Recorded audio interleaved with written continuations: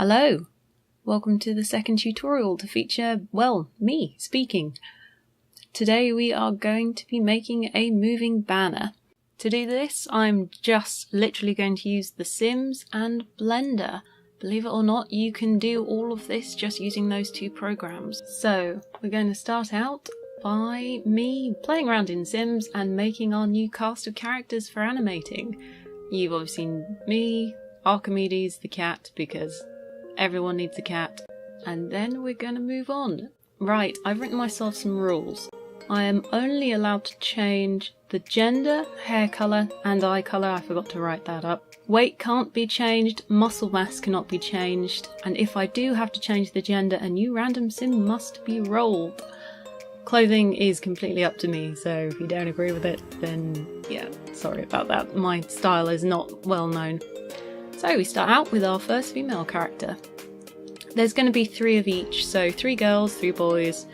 Now I'm not going to make you sit through what was a shocking period of time that it took me to make all of these Sims, so we've sped stuff up a bit. Our first contender is Madeline Bayer. I randomised all the names because, yeah. Okay, so you can tell from all of this very sped up footage how pedantic I am about things. Moving on to the second one. You know, it strikes me that this is going to take a long time, so how about we do something awesome? Yes, ladies and gentlemen, you can do this in Blender. You do not need to buy fancy video editing equipment. I'll have to do another video at some point and show you guys everything that you can do in Blender because it really will blow your minds. So, introductions. Me, the cat, Madeline, Talia, Helen, Carter, Corbin, Gil. Ta-da! Welcome to our wonderful cast of characters.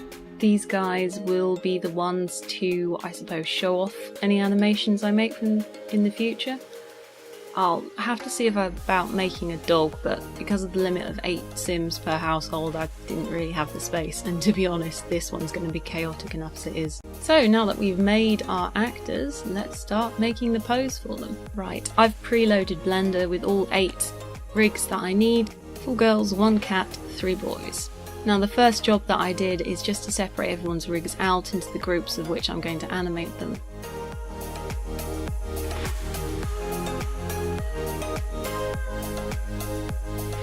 And now I'm just capturing all the keys for all the different rigs. So here you can see. If you're wondering why all of my characters have different colours, there's a video for that. I think it's in fact the first one I did. It's a heck of a time saver when you're doing multiple characters. Now I am not going to sit here and narrate every single part of this pose because I think overall it took me about 3 hours to do, and yeah, no one's going to watch a video that's 3 hours long. Now, let me state as a bit of a disclaimer, I have never played around with the animal rigs before. That damn cat took so long to do. I'm pretty convinced he took an hour in himself. So I've completely cut all that because, suffice to say, some of the contortions that thing's spine went through are genuinely quite terrifying. So I have stitched together a highlight reel of sorts. Be very aware that this is sped up. If it gives you a headache, just skip this part. I tried to keep it so there wasn't too much jerking around with the camera, but we'll just have to see. Something really important to remember is that regardless of whether you're actually making a pose to do this, which is basically like a camera shot, like an organised portrait, think in 3D. Don't think in 2D, because as soon as you think in 2D, everything starts to look really, well, flat. Now I'm gonna probably leave you guys to watch the rest of this. I'll come back in once we've come to the end of it.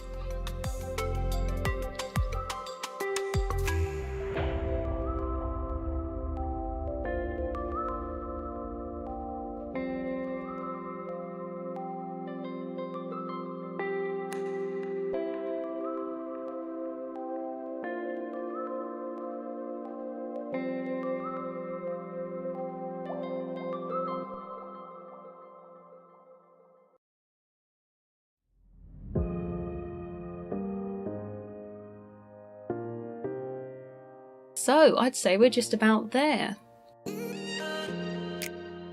Yep, there we go. Now I'm not going to go into how to export from Blender or load into the game or use the Pose Player mod in this video, because this video is already over 10 minutes long and there are plenty of good tutorials on that on the net. Absolutely every single part of this is done in Blender, because Blender is not just for posing or animating. Blender has its own onboard video editing software. This software is very powerful stuff. But unfortunately, as with everything else in Blender, it's also incredibly confusing to first look at. So we're going to go through it bit by bit. Okay, first you want to open Blender and get rid of this first initial window, and then go down to the bottom of the screen and find Video Sequence Editor. Now, this is going to look pretty familiar to anyone who's used video editing software before. It's pretty standard, but now the fun begins. So you want to go down to Add, you want to find your captured footage from your game, and load it in. And this will bring up two different strips. To be honest, I don't know very much about the sound and visual side of this. I am still learning all this myself. But you can see they've loaded in. And they run like a normal video.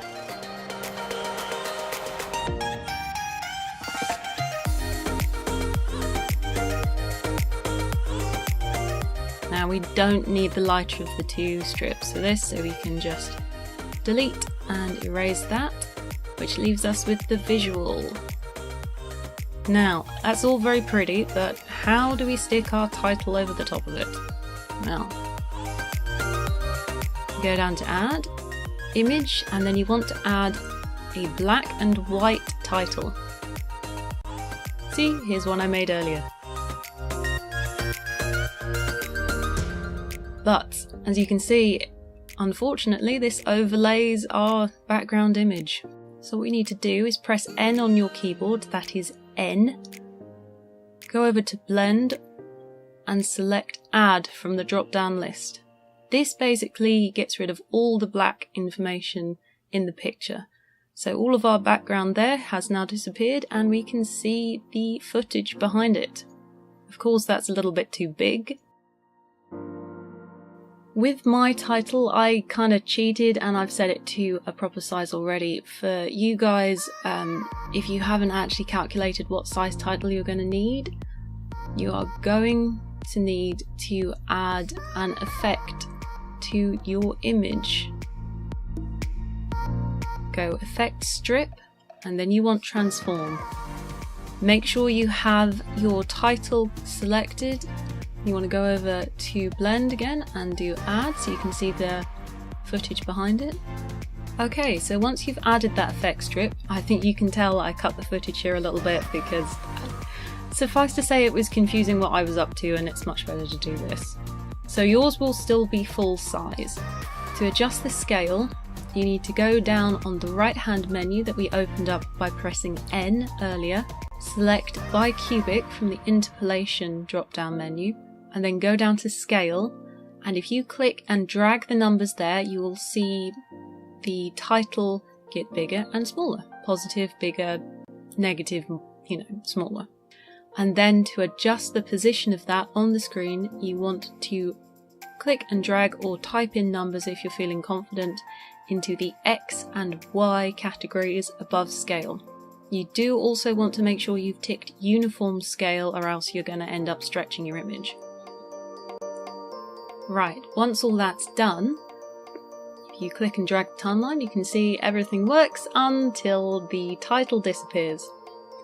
Right, to adjust this, you want to right-click the right-hand arrow on your title strip. Now if you hit G on your keyboard and drag that along your timeline to where you want it. Now Sims works in 30 frames a second, so that's what we're going to work in, and I've set this to be 3 seconds long. Right, to export all of this, Make sure you're in 30 frames a second over in the right hand properties menu, and you're going to want to make sure that you export in a movie format. Blender by default is set to export in PNG. You want to set it in AVI JPEG. If you click the drop down menu under output, you'll find it just at the top of the movie section. Select that little folder just at the edge of the temp window. Set a save name for your movie or video. Now, I've already preset my resolution. You guys are going to want to make sure you set that to match your capture size.